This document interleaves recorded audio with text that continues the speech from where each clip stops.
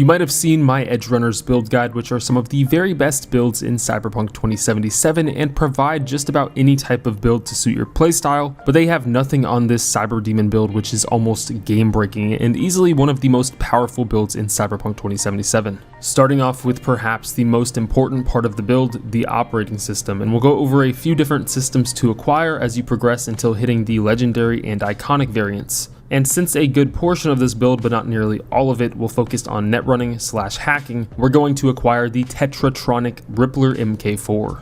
Because it is perhaps the most evil and focuses on the quick hacks with the lowest set of morals you can get, and since our goal with this build is to become an absolute menace to Night City, that's exactly what we want. The most important detail of this iconic cyberdeck is that it allows ultimate quick hacks to spread once. Ultimate quick hacks being the most powerful hacks you can use in the game, such as Cyber Psychosis, Sudoku, System Reset, and Detonate Grenade. We'll also end up obtaining a couple more combat quick hacks, but I'll show you how to get all of these in just a minute. This cyberdeck also reduces quick hack cooldown by 45%, which will help since the ultimate hacks are not only RAM costly, but also have longer cooldown rates. It'll also make quick hack uploading go at an insane rate of 75% faster, making it almost instantaneous.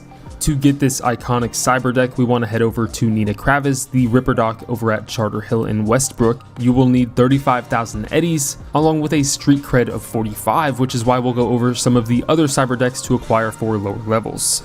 So if you're not quite at that level, but still want a decent cyberdeck, you don't have to be super picky at lower levels, as the additional perks these cyberdecks come with aren't really anything special at lower tiers. But I would go for something like the Tetratronic Mark II, obtainable from Victor Vector in Little China at a street cred of only 12, and it'll increase quick hack damage also by 20% and reduces ultimate quick hack cost by 1 RAM unit. So it kind of follows on that ultimate quick hack build that we're making. And then when you hit a street cred of 30, if you don't feel like waiting to hit 40 before obtaining a new deck, you can grab the epic Tetratronic Mark III for 16,000 eddies at the West Winds Estate Ripper Dock. As for our additional cyberware we'll be equipping, this build has a huge focus on intelligence, so frontal cortex mods will play a major role, where we're going to install the visual cortex support, the legendary, and increasing your crit damage by 30%, which can be found at that West Wind Estates Ripper Dock. The legendary EX disc can be grabbed from that very same Ripper Dock and will increase your RAM by 5,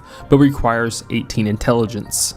You can find the epic variant from the Ripper Dock in Japantown, but you'll need 14 intelligence and only will increase your RAM by 3 instead of 5 that the legendary gave. For our third frontal cortex slot, we'll want the rare memory boost, which will return 3 RAM units to us when defeating an enemy and can be purchased from the downtown Ripper Dock for 8,000 eddies, and I believe it requires 12 intelligence. You can also find a free version here on a body in a camp under a bridge near the Badlands if you want to save some money. Or if you have an intelligence of 15, you can grab the legendary Limbic enhancement system to up your crit chance by 7% from Japantown and swap it with one of these that we went over.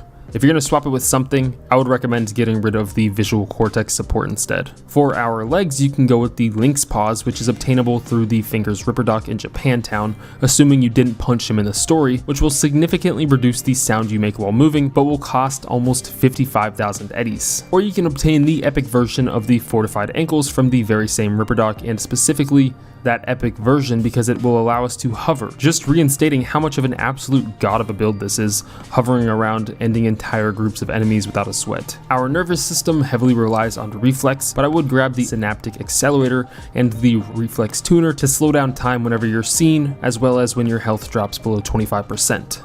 For our circulatory system, there's really not any huge recommendations here because it all increases your health, which is something you're going to want since we're not upping a lot of those skill trees, but you could also grab the Tyrosine Injector, which pairs pretty well with this build to increase breach protocol timing by 100%, which is pretty significant, but I mean, if you just plan out what route you want to go before you begin the breach, it's not a huge deal to miss out on this piece of equipment and just focus on something more health focused. If you look at the integumentary system, we're for sure grabbing the optical camo, and we can grab the legendary variant from Rancho Coronado's Ripper Dock for 28,000 eddies. The epic version from Kabuki, or if you're a lower level still, you can get the rare tiered optical camo from that same Ripper Dock at Rancho Coronado. Every other piece of cyberware in this body section can only help you since it all focuses on resistances to things like poison, shock, or burn. So the best we can really do in skeleton are the micro rotors to up our attack speed by 15% and the micro vibration regenerator to raise melee damage by 10%. For our arms, we're going with the Monowire because it's not just possibly the most brutal weapon you can use as a more evil character, but is possibly the best melee weapon obtainable at the moment, with its latest buffs increasing its damage and forcing it to scale with the reflex blades tree rather than how it used to scale with body. If future updates nerf the Monowire or some of the other bladed weapons, which we'll be going over soon, by all means grab whatever arm mod you want, but the range, damage, and the fact that it hits multiple enemies at once is pretty crazy. Now again, our main focuses are the ultimate Quickhacks, which are the most powerful Quickhacks you can obtain, but also the most costly in terms of RAM. We'll also go for Short Circuit and Contagion, just to have them in our deck since they are two of the very best combat hacks. Short Circuit also having the passive ability to apply the hack to enemies if you get a critical hit on the enemy, which makes it a really good quick hack to have just in your deck even if you're not using it, because this ability can also be applied if you get a critical hit with a quick hack. There are a couple of different ways to get these quick hacks, one being to obtain that Bartmoss's Legacy perk, making it much easier to just simply craft these, but you won't be able to acquire it until your intelligence is at level 18, so you could simply farm these hacks by hacking into access points that require an intelligence of 10. These will all have a chance to drop legendary quick hacks. All you want to do is save your game, hack that access point. If you check your inventory and you don't have a legendary quick hack, reload that save. There's a really good farming spot for these access points during the serial suicide mission, where you get to this location here where there's somewhere around 5 access points. You could also just use lower tier versions of these quick hacks from vendors until you get a high intelligence. There's also a bunch of different access point farming locations. By the way, it doesn't really seem like a lot of people know that you can organize your quick hacks in which order you want them to appear by reverse ordering them on the menu. If you unequip everything and then equip them from your least used quick hacks first to most used, all your worst ones will appear at the bottom of the selection when you go to use it.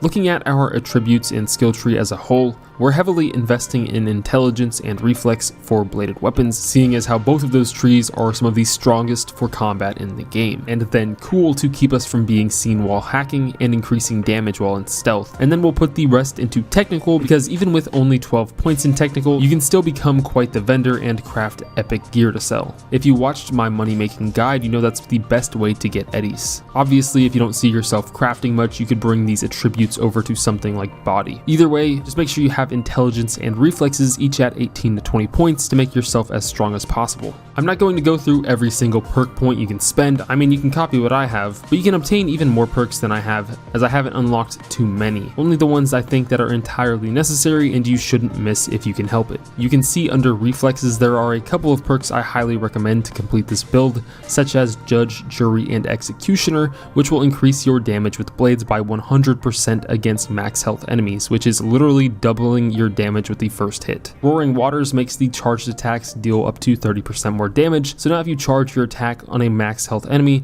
you're dealing a ton of damage. Flight of the Sparrow will allow us to dish out more attacks before getting tired, and Sting Like a Bee will let us swing faster. Blessed Blade increases crit chance, which is what we really want, and you'll see more of why in a bit. I recommend Crimson Dance for bleeding, and Float Like a Butterfly isn't entirely necessary, but it is pretty good to have, giving a 50% damage boost for 5 seconds after dodging, which is a pretty easy way to deal a lot more damage.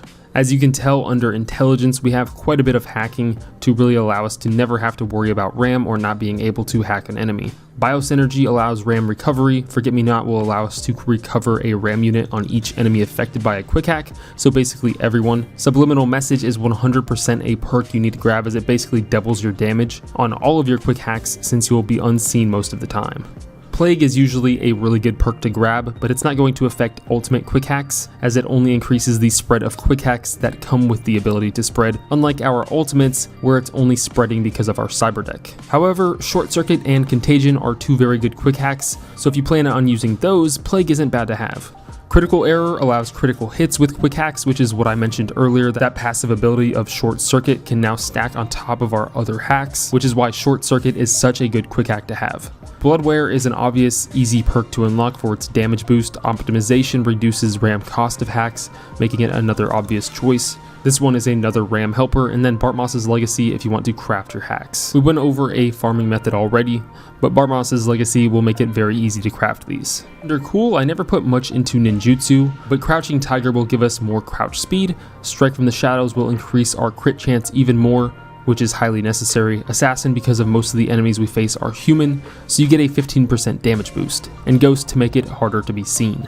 Under cold-blooded, you can basically just copy what I have here. You should have some extra points to spend. This all pretty much contributes to the same thing being the cold blood perk in the center, so obviously invest into that one as well as some of the surrounding cold blood perks. For crafting, I'd recommend Grease Monkey as well as the prior tier crafting perks and all of the extra ones I have unlocked here to increase the money you'll make from crafting and reselling items.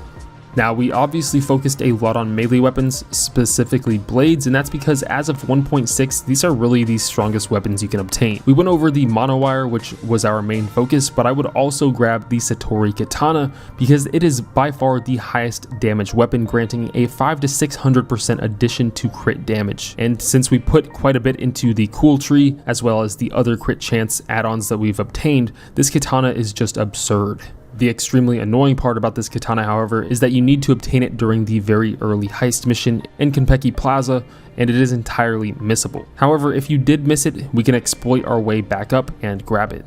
I'll leave a link in the description on the full guide, but all you'll need to do is find the reinforced tendons legs, which is obtainable through multiple Ripper docks, including Victor Vector in Little China, and then just head over to Konpeki Plaza, where we will begin our adventure back to the top of the tower, which is surprisingly quite easy if you drive into the road here and use your vehicle to climb over the fence. You can then hop down off of the air conditioners and onto the road, where you can head to the opposite side of the building. And if you had your car over there, it should automatically come to the front of the building, but if not, you can just call your vehicle and it'll appear not too far away.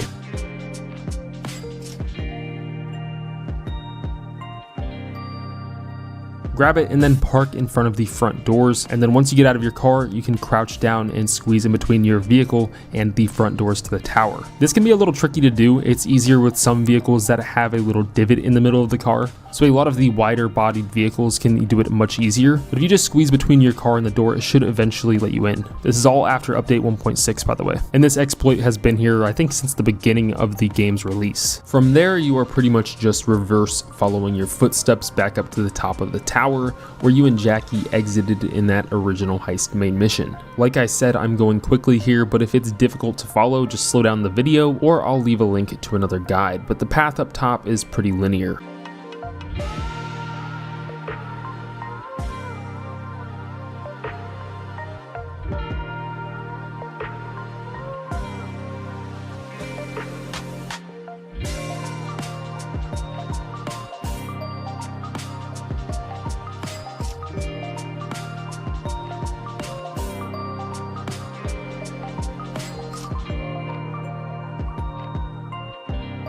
Once you reach a tree, you'll be able to put those reinforced tendons that we grabbed to use by double jumping to the rooftop, where we'll then need to fast forward time to nighttime if it's not already, to get rid of this extremely annoying fog that lingers up here.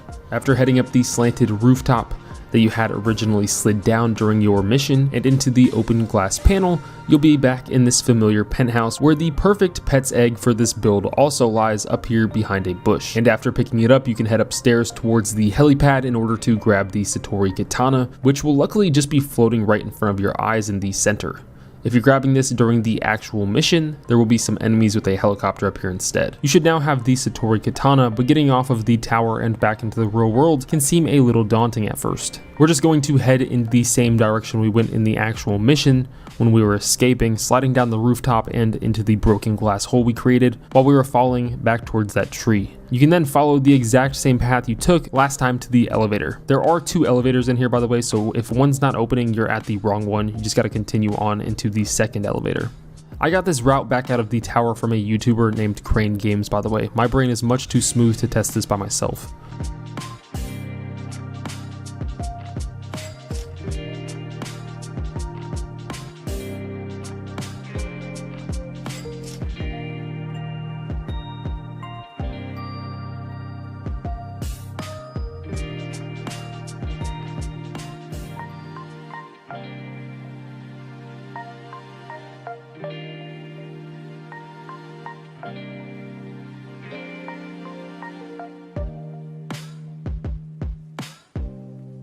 Once you head down and outside into the courtyard, you can climb onto a rock and back into Little China. But that's pretty much it. If you guys have any additional tips or adjustments you would make to this build to make it even better, leave it down in the comments. See ya.